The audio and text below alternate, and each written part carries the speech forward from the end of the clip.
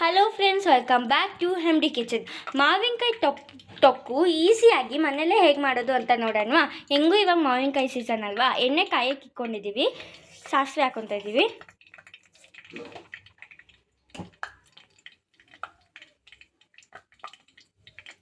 ಇದು 5 ನಿಮಿಷ ಇದಾಗಲಿ, ಚಿಟಪಟ ಆಗಲಿ.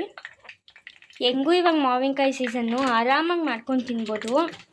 ಮೊಸರನ್ನಕ್ಕೆ, ರೊಟ್ಟಿಗೆ ಎಲ್ಲರಿಗೂ ಸಖತ್ತಾಗಿರುತ್ತೆ.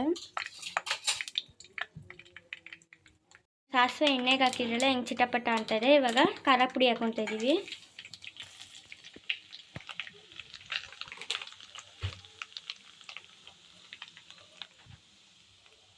ಇವಾಗ ಉಪ್ಪು,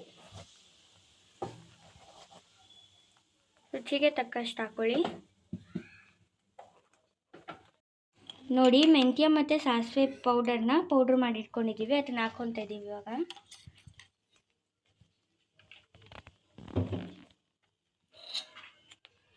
ಇವಾಗ ಈ ತುರಿದಿರೋ ಮಾವಿನಕಾಯಿನ ಹಾಕೊತಾ ಇದ್ದೀವಿ, ತುರ್ಕೊಂಡಿರೋದು.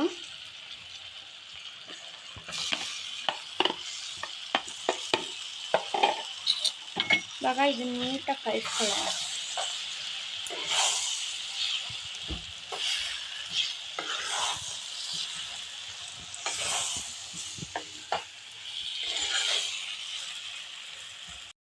ನೋಡಿ, 5 ನಿಮಿಷಕ್ಕೆ ಹೆಂಗಾಯಿತು ಅಂತ.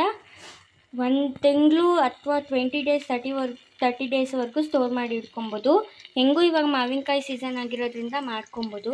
ಇವಾಗ ನಾವು ಸ್ಟವ್ ಆಫ್ ಮಾಡ್ಕೊತಾ ಇದ್ದೀವಿ. ಸಖತ್ತಾಗಿದೆ, ನೀವೇ ನೋಡ್ತಿರ್ಬೋದು ಎಣ್ಣೆ ಎಲ್ಲ ಹೆಂಗೆ ಇಟ್ಕೊಂಡಿದೆ ಅಂತ.